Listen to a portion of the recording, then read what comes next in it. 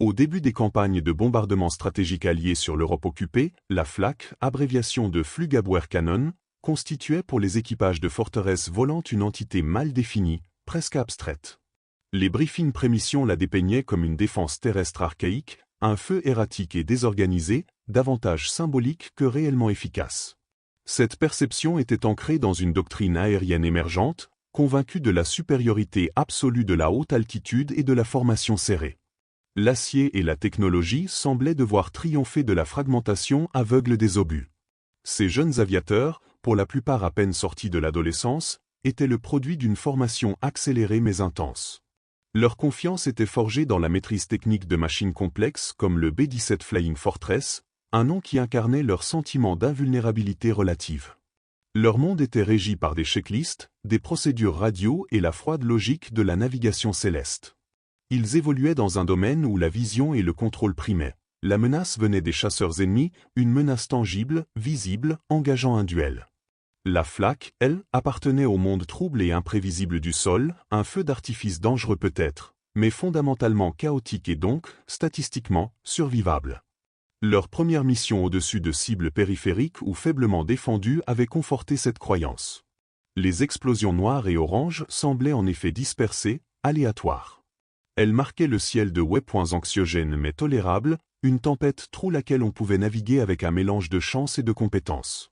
Cette impression initiale n'était pas de l'arrogance, mais le résultat d'une exposition limitée à un système dont ils ne percevaient encore ni la sophistication ni l'organisation méthodique. Ils volaient avec l'assurance de ceux qui croient comprendre les règles du jeu, inconscients que le véritable adversage, loin d'être un chaos primitif, était une manifestation terrifiante de précision et de coordination industrielle. Cette méconnaissance allait bientôt se dissiper dans le fracas d'une réalité autrement plus complexe. Derrière cette apparence de chaos se cachait une machine de guerre d'une effrayante précision, un système intégré où la science et l'industrie se mettaient au service de la balistique. La FLAC allemande, loin d'être une simple artillerie de DCA primitive, fonctionnait sur le principe d'un réseau centralisé de détection, de calcul et de tir, orchestré avec une rigueur typiquement teutonique. Au cœur de ce système se trouvaient les radars de type Würzburg-Riese, des paraboles imposantes capables de verrouiller un bombardier à haute altitude avec une exactitude remarquable pour l'époque. Ces yeux électroniques transmettaient sans cesse des données de télémétrie et de suivi à des postes de commandement enterrés. Là, des opérateurs spécialisés, penchés sur leurs écrans et leurs tables à plotter, calculaient inlassablement les paramètres de tir. La véritable innovation résidait dans la mise à l'heure centralisée des fusées des obus.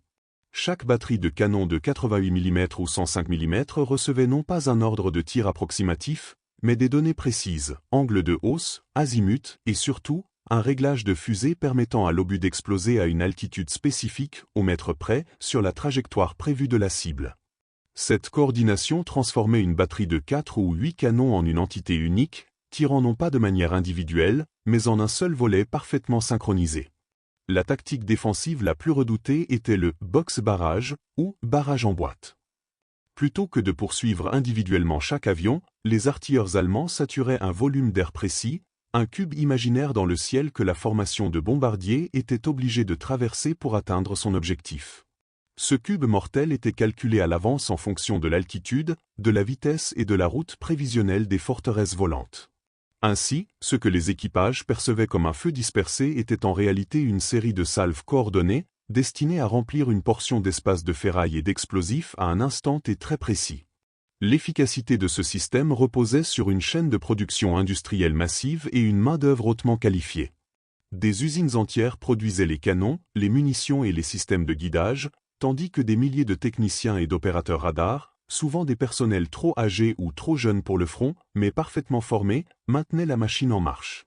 Cette défense était un monstre froid, impersonnel et mathématique, une réponse systémique et automatisée à la menace aérienne. Elle ne visait pas l'avion en tant qu'objet piloté par des hommes, mais l'appareil en tant que coordonné dans l'espace, un point de données à éliminer.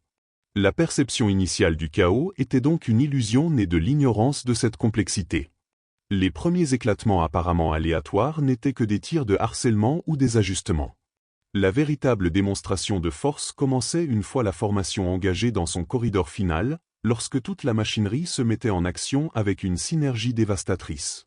Cette organisation méthodique, presque bureaucratique dans son application, allait bientôt se révéler aux équipages non plus comme une rumeur de briefing, mais comme une expérience sensorielle totale, déchirant le voile de leur certitude aussi brutalement qu'elle déchirait le ciel.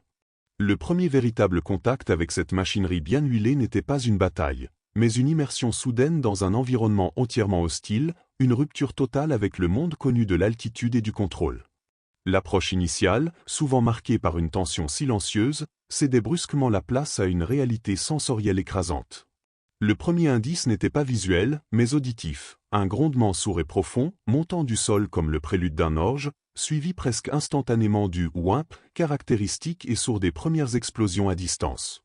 Puis, le ciel autour d'eux se transformait. L'air lui-même semblait se solidifier en une tempête d'acier et de feu. Le bruit devint une entité physique, un martèlement assourdissant et constant qui faisait vibrer la cellule de l'avion et engourdissait les pensées. Il n'y avait plus de sons individuels, mais un rugissement monolithique dans lequel se fondaient les explosions, le vrombissement des moteurs et les crépitements des éclats métalliques frappant le fuselage. À l'intérieur de l'habitacle, l'odeur âcre de la poudre à canon et de l'explosif filtrant par les interstices se mêlait à celle, plus métallique, de la peur et de la sueur. Les éclairs des détonations, des flashs jaunes et noirs d'une intensité aveuglante, stroboscopique, rendaient toute vision extérieure difficile, transformant le monde en une succession d'images saccadées et cauchemardesques. La désorientation était immédiate et profonde. Le pilote, dont le métier reposait sur la lecture précise de l'horizon et des instruments, se retrouvait privé de repères. L'avion était ballotté par les ondes de choc, secoué comme un jouet par des concussions d'air qui pouvaient littéralement retourner une machine de plusieurs tonnes.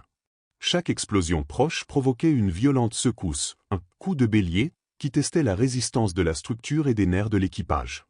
Naviguer à travers ce maelstrom n'était plus une question de compétences aéronautiques, mais une lutte instinctive pour maintenir un cap approximatif au milieu du chaos, une tentative désespérée de sortir du volume d'air que l'adversaire avait mathématiquement condamné. Psychologiquement, l'impact était un choc de déconstruction. La croyance rassurante en un feu aléatoire et chaotique s'évaporait en quelques secondes, remplacée par la terrifiante certitude d'être la cible d'une force parfaitement organisée. Ce n'était plus une tempête through laquelle on pouvait naviguer, mais un piège mortel et calculé dont ils occupaient le centre. La peur primitive de l'explosion s'enrichissait soudain d'une angoisse plus profonde et plus intellectuelle. La réalisation que leur avion, ses coordonnées, sa vitesse et son altitude, étaient l'objet d'un calcul froid et précis de la part d'un ennemi invisible. Chaque explosion n'était pas un coup de chance, mais la matérialisation d'une équation balistique dont ils étaient la variable. L'esprit, saturé par le bruit et la peur, tentait de rationaliser l'irrationnel. Le mitrailleur de queue, enfermé dans son habitacle de plexiglas, voyait le ciel se déchirer derrière lui en un mur mouvant de fumée noire et d'éclairs, un spectacle d'une terreur indicible qui le coupait physiquement du reste de la formation. Le bombardier, allongé sur le ventre dans le nez vitré, avait une vue en plongée de l'enfer, observant les salves se synchroniser et se concentrer avec une précision macabre sur le corridor qu'il devait emprunter. Chaque membre d'équipage, isolé dans son poste mais uni par l'interphone, vivait cette révélation de manière fragmentée, leurs perceptions individuelles se combinant pour former une seule et même conscience collective de la vulnérabilité. Cette première exposition intense était un rite de passage brutal. Elle marquait la fin de l'innocence opérationnelle et le début d'une compréhension beaucoup plus sombre et plus respectueuse de la nature de la menace. Le ciel, qui était leur domaine, leur élément de supériorité, était devenu un espace contesté, quadrillé, mesuré et dangereux. La démonstration de puissance organisée ne se limitait pas à endommager les avions, elle ébranlait les fondements même de leur confiance, substituant à l'illusion du chaos la réalité bien plus insidieuse d'un ordre meurtrier. Le choc initial laissait place à une froide prise de conscience. Leur survie ne tenait plus à la statistique, mais à une marge d'erreur infinitésimale dans le calcul de l'ennemi ou à un ajustement de dernière minute dans leur propre trajectoire. Cette révélation sensorielle et cognitive marquait le début d'une transformation psychologique profonde, une dissonance qui allait devoir être résolue pour survivre, non seulement physiquement, mais mentalement aux missions à venir. La perception avait été irrémédiablement altérée, le ciel ne serait plus jamais vu de la même manière. Cette expérience brute de la réalité de la flaque posait les bases d'un conflit intérieur bien plus complexe que la simple peur, la lutte pour intégrer une vérité terrifiante et recréer un sentiment de contrôle face à une machine de guerre impersonnelle et d'une efficacité glaçante. Cette immersion brutale dans la réalité de la flaque déclenchait chez les équipages un processus de dissonance cognitive profondément déstabilisateur. Le contraste saisissant entre leurs croyances ancrées et la réalité observée créait une rupture psychique majeure. Leur esprit, formé à la logique procédurale et à la maîtrise technique, se heurtait à une vérité qui invalidait tout leur schéma de compréhension du combat aérien. La menace n'était plus un phénomène statistique, une loterie où la chance jouait un rôle prépondérant, mais l'expression d'une volonté organisée et précise dont ils étaient l'unique objet. Cette réalisation s'imposait non comme une idée abstraite, mais comme une évidence sensorielle immédiate, rendue tangible par le martèlement des explosions et la violence des secousses. La première phase de ce processus était un rejet instinctif, un refus psychologique de la nouvelle donnée. L'esprit, saturé par le bruit et la peur, tentait de se raccrocher au paradigme familier du chaos. Les explosions étaient encore perçues, pendant quelques instants, comme des événements isolés et aléatoires. Mais cette résistance cognitive s'effritait rapidement face à la preuve accablante offerte par les sens. La régularité des salves, leur concentration dans un volume d'air précis, leur synchronisation parfaite, ces indices, autrefois imperceptibles ou mal interprétés, s'imposaient désormais avec la clarté cruelle de l'évidence. Le mitrailleur de bord, observant le schéma des éclatements, pouvait anticiper leur apparition. Le pilote sentait les ondes de choc se succéder à un rythme presque métronomique, cadencé par la mécanique implacable des batteries au sol. Le chaos avait un tempo, et c'était cette découverte qui était la plus terrifiante. Vient alors la phase de basculement, le moment où la croyance ancienne cède et où la nouvelle réalité est pleinement intégrée. C'est une épiphanie négative, une illumination soudaine et glaçante. L'équipage prenait collectivement conscience qu'il ne traversait pas une tempête, mais un piège. Chaque membre, de son poste isolé, contribuait à cette prise de conscience collective via l'interphone, où les cris d'avertissement se muaient en constatations horrifiées. Ils ont verrouillé notre altitude, ou, ils tirent par box, serraient la formation. Ces phrases marquaient l'acceptation de la nouvelle logique à l'œuvre. Le sentiment de vulnérabilité qui en découlait était absolu. L'avion, perçu comme une forteresse volante, une coque de sécurité et de puissance, se réduisait soudain à une simple cible, un point de coordonnées dans le viseur d'un système de calcul distant. La maîtrise de la situation, si chèrement acquise lors de l'entraînement, s'évaporait.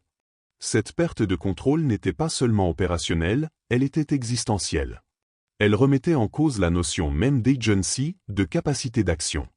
Leur sort ne dépendait plus de leur habileté à manœuvrer ou à contre-attaquer, comme face à un chasseur, mais de la précision d'un opérateur radar anonyme et de la fiabilité d'une mécanique d'horlogerie guerrière. Ils passaient du statut de protagonistes actifs à celui de variables passives dans une équation ennemie. Cette objectivation était une violence psychologique majeure, peut-être plus insidieuse que la menace physique elle-même. Elle engendrait un sentiment d'impuissance profonde, une réalisation amère que leur courage et leurs compétences individuelles comptaient pour bien peu face à la machine industrielle et scientifique qui les avait pris pour cible. Le processus mental qui suivait cette révélation était une tentative désespérée de reconstruire un semblant de contrôle sur la base de cette nouvelle réalité. Il ne s'agissait plus de nier la coordination de la flaque, mais de l'anticiper, de la modéliser mentalement pour retrouver une marge de manœuvre.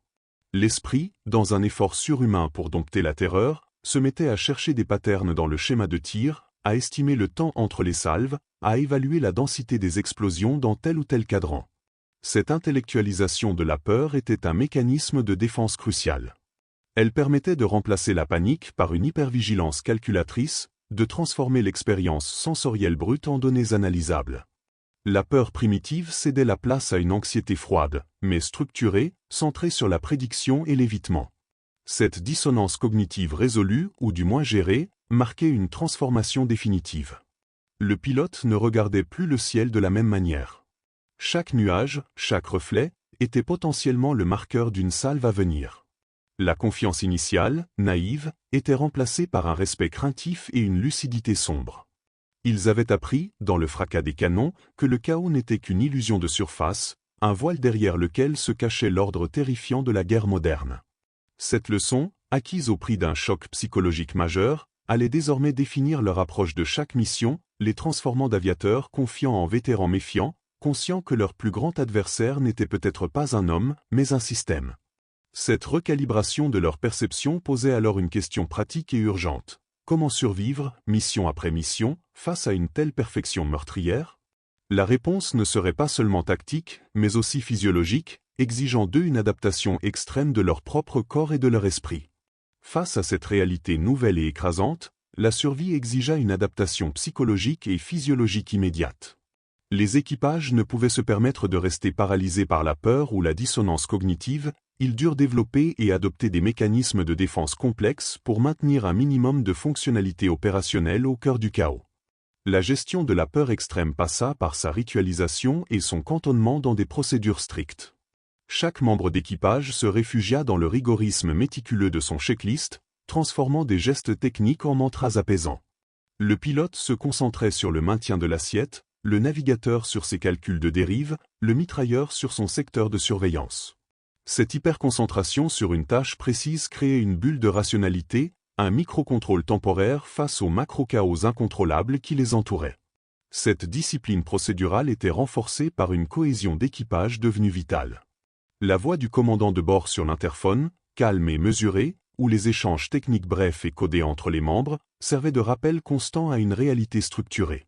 Cette ritualisation des communications n'était pas qu'opérationnelle, elle était un lien psychique, une preuve audible que l'ordre persistait à l'intérieur de la machine, même lorsque le monde extérieur n'était que désordre et violence.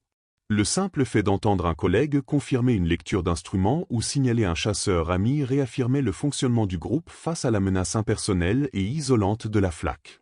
Sur le plan physiologique, l'épuisement nerveux et la nécessité de maintenir une vigilance absolue face à une menace à la fois sourde et soudaine conduisirent à l'emploi clinique de substances psychoactives.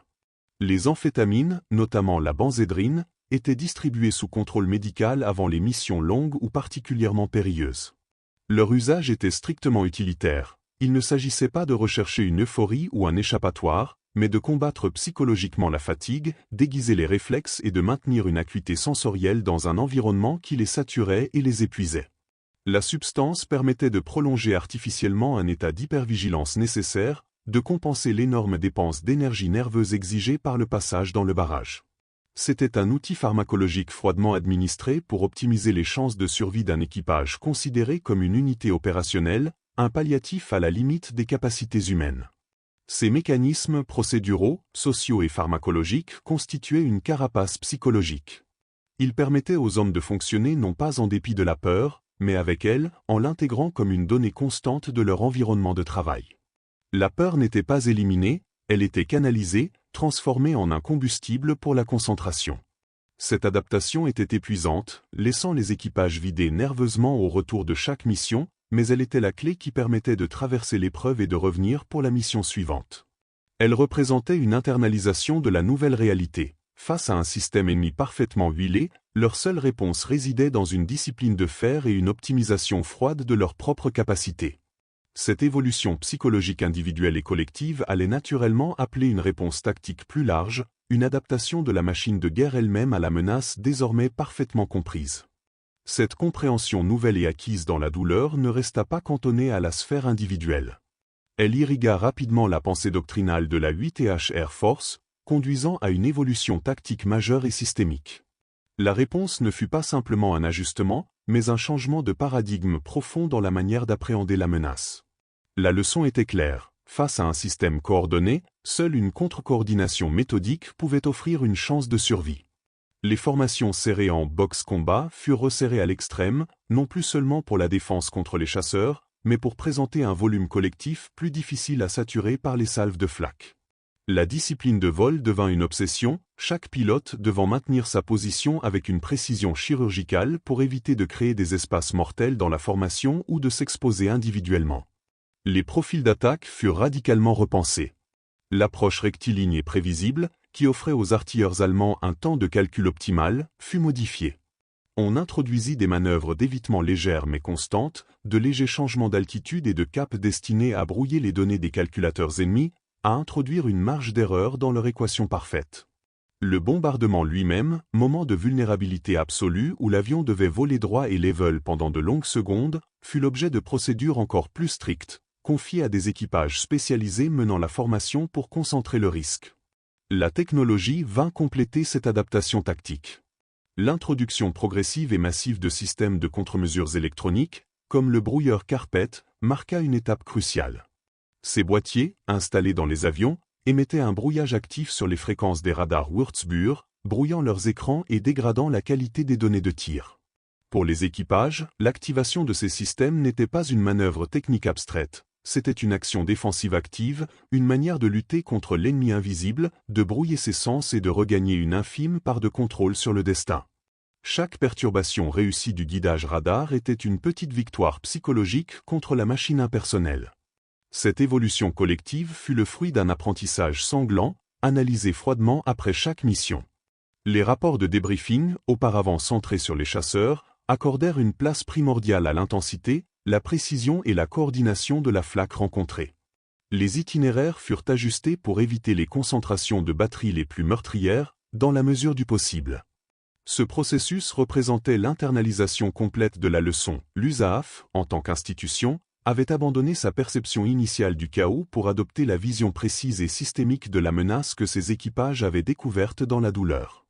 Ils avaient appris à penser comme leur adversaire, à anticiper ses calculs et à développer des contre-mesures non pas pour affronter le chaos, mais pour déjouer un système. Cette guerre d'usure nerveuse et technologique, cependant, laissa une empreinte indélébile bien au-delà de la dernière mission. L'exposition répétée à un stress d'une telle intensité et à la proximité constante de la destruction ne pouvait que laisser des séquelles psychologiques profondes. Les équipages revenaient de chaque mission épuisés, non seulement physiquement, mais nerveusement vidés par l'effort colossal de concentration et de contrôle de la peur. Cette usure cumulative avait un nom clinique, bien que mal compris à l'époque, l'état de stress post-traumatique. Elle se manifestait non par des drames visibles, mais par une transformation silencieuse et durable de la psyché. L'hypervigilance apprise pour survivre dans le ciel devenait un trait persistant au sol. Le bruit sourd d'un moteur diesel, une porte qui claque, un orage lointain pouvaient déclencher une réaction de sursaut disproportionnée, un retour sensoriel immédiat à l'habitacle ballotté par les ondes de choc. Le sommeil était souvent haché par des rêves répétitifs de chute ou d'explosion, réactivant chaque nuit la terreur contenue pendant le vol. La mémoire elle-même était altérée. Le récit de la guerre aérienne, qui aurait pu être raconté comme une succession d'actions héroïques, était souvent remplacé par un récit plus sombre et plus fragmenté, centré sur l'attente, le bruit assourdissant et la vision clinique du ciel se déchirant. Beaucoup décrivaient leurs expériences avec une distance presque clinique, comme s'ils parlaient d'un événement survenu à une autre personne, un mécanisme de protection pour mettre à distance l'émotion brute. La camaraderie du groupe restait souvent le seul lien tangible avec cette période, une fraternité née du partage d'une épreuve que les civils, et même les soldats d'autres armes, ne pouvaient pleinement comprendre. À long terme, après la guerre, beaucoup cherchèrent non pas à glorifier leurs actions, mais à retrouver une normalité qui leur échappait souvent. Certains trouvèrent refuge dans le travail méthodique et technique, recréant un cadre procédural rassurant. D'autres luttèrent contre une anxiété sourde, une mélancolie persistante qui n'avait pas de nom.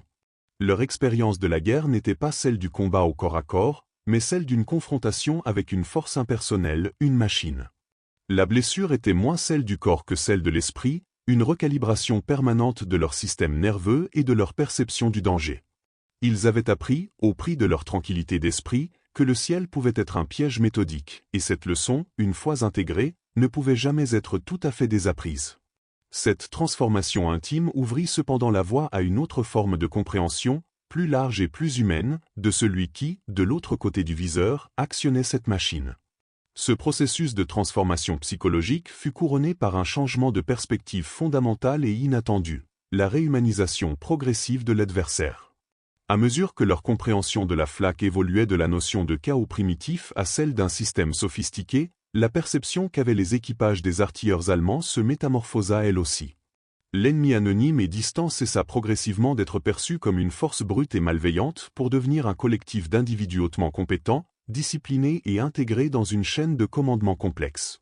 Cette prise de conscience n'était pas née de l'empathie, mais d'un respect professionnel froidement acquis sur le terrain. Les aviateurs commencèrent à percevoir, derrière chaque salve synchronisée, non pas la rage aveugle, mais la concentration d'un opérateur radar penché sur son écran, le calcul précis d'un officier de tir sur sa table à plotter, la dextérité d'un chargeur approvisionnant un canon de 88 mm. Ils comprirent que chaque explosion qui les secouait était l'aboutissement d'un travail d'équipe et d'une expertise technique remarquable, un reflet inversé de leur propre entraînement et de leur propre discipline. L'adversaire n'était plus une abstraction démoniaque, c'était un miroir inquiétant, une autre machine de guerre pilotée par des hommes qui, comme eux, obéissaient à des ordres, maîtrisaient une technologie complexe et faisaient leur devoir avec une efficacité redoutable. Cette réévaluation eut un effet paradoxalement humanisant. Elle dépouilla le combat de sa dimension passionnelle pour le replacer dans le cadre plus vaste et plus glacé de la guerre industrielle, où des humains des deux camps n'étaient souvent que les opérateurs consentants d'une machinerie de destruction qui les dépassait. Voir l'artilleur allemand non comme un barbare, mais comme un technicien talentueux, permit aux équipages de conceptualiser l'horreur qu'ils vivaient non comme une agression personnelle, mais comme le résultat mécanique et impersonnel de deux systèmes nationaux en collision. Cette objectivation de l'adversaire, ce détachement professionnel, fut une clé essentielle de leur adaptation psychologique. Cela leur permit de gérer la peur et la colère en canalisant ces émotions vers une appréciation technique de la menace, une forme de respect fataliste qui, curieusement, préservait leur humanité en reconnaissant celle de l'autre. Ce fut l'ultime étape de leur éducation au combat, comprendre que la véritable nature du danger résidait moins dans la malveillance de l'homme que dans la perfection effrayante de la machine que l'homme avait construite. La trajectoire suivie par ces hommes fut celle d'une révélation aussi brutale que définitive, un voyage cognitif qui les fit passer de la confiance illusoire à une lucidité sombre et coûteuse. Ils étaient partis avec la conviction rassurante de naviguer dans un chaos statistique, une tempête d'acier primitive et désorganisée à laquelle leur technologie et leur formation supérieure devaient forcément triompher. Ils revinrent, ceux qui revinrent, avec la connaissance intime que le ciel pouvait être ordonné, calculé et partitionné en volumes de mort avec une précision mathématique. Leur transformation ne fut pas un simple apprentissage tactique, mais une métamorphose de leur perception même de la guerre moderne. Ils avaient découvert que la plus grande terreur ne résidait pas dans le désordre, mais dans un ordre trop parfait, un système si efficace qu'il réduisait l'individu à une simple valeur à éliminer dans une équation. Cette révélation fut le cœur de leur expérience de guerre et le noyau de leur mémoire collective d'après-guerre. Elle symbolisa, pour eux, la véritable nature de la conflictualité du XXe siècle, la brutalité impersonnelle de l'industrie appliquée à la destruction, l'effacement du duel chevaleresque au profit d'un affrontement de système où le courage personnel comptait moins que la fiabilité d'un radar ou la précision d'une fusée. Leur perte d'illusion fut totale. Ils avaient non seulement perdu la foi en leur invulnérabilité, mais aussi la conception romantique d'un combat qui leur aurait laissé une agency significative. Ils s'étaient découverts à la fois puissants, aux commandes de forteresses volantes, et terriblement impuissants, simples variables dans le calcul d'un adversaire invisible.